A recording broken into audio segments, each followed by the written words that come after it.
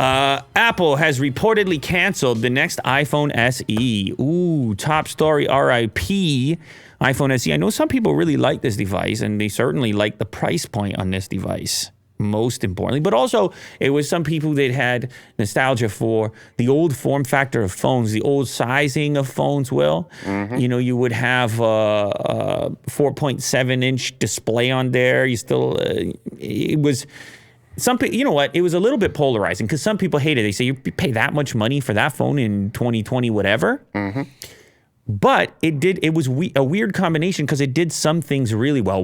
While you had competitors in the Android space prioritizing things like screen size or resolution or other specifications, that like hardware-based specifications, you had on the Apple side, they said, no, you're going to get the latest software on our budget device. You're going to get the close to the fastest chip on our latest device, which on a lower resolution display meant you had a really high-performing phone at a budget price, but missing possibly some of the pieces that you might associate with a modern phone. So it was kind of an odd play for them.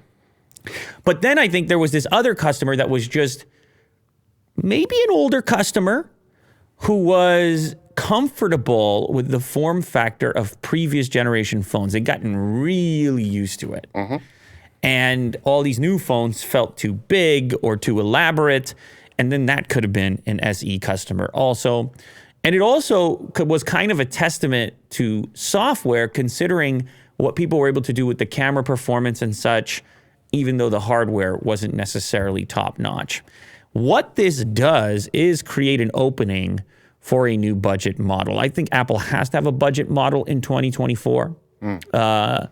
By the way, this is leading into 2024, this report. No new iPhone SE in 2024, according to Ming Chi. It creates a new opportunity to look at the budget model in a new way and say, what is that? What do most people want? And it's kind of experimental because you had previously the iPhone Mini, which they, no, nobody bought it. Okay, get rid of it. Then this year, you had the Plus model, and we've already got reports that they don't want that one either. So it creates a new opportunity for possibly an entirely new thing. I don't know if that works from an assembly line perspective, but maybe you take the Mini, you revamp some things ever so slightly to bring the price down, and maybe the Mini isn't dead. Maybe it's reborn in some new version or some new SE-like device.